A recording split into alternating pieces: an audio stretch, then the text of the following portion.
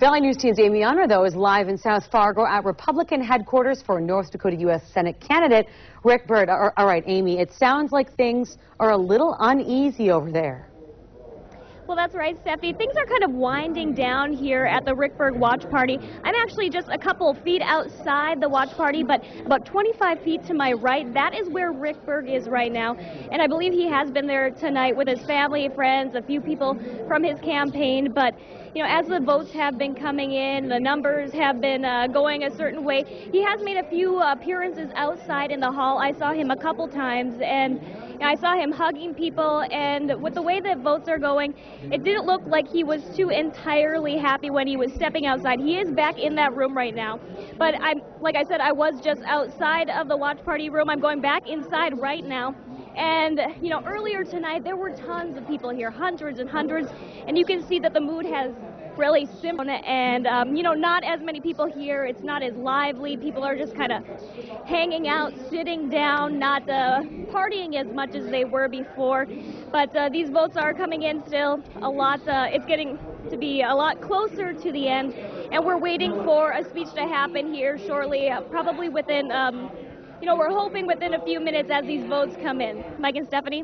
So, Amy, earlier you had said that you saw Senator John Hoeven come out of a room that you thought was Rick Berg was in as well. And how was his demeanor? His demeanor, well, he did not look entirely happy when he came out.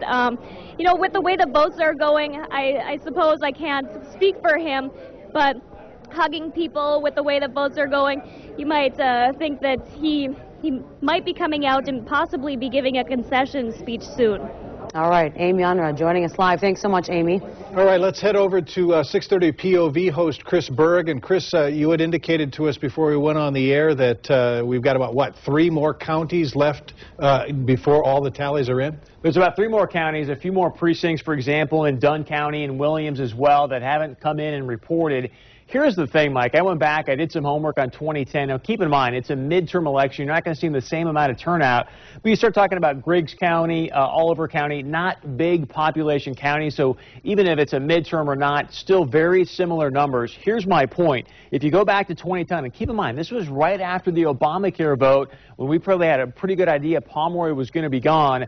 Pomeroy still won Barnes County, which is not reported now, which, again, is going to bode well for Heidi Heitkamp. Griggs County, Rick Berg barely beat Earl Pomeroy in 2010 in Griggs County. Could, again, bode well for the Heidi Heitkamp campaign. Also, Oliver County, Rick Berg won pretty well there over Earl Pomeroy, but still, you know, it's going to be closer from what we've seen up to this point.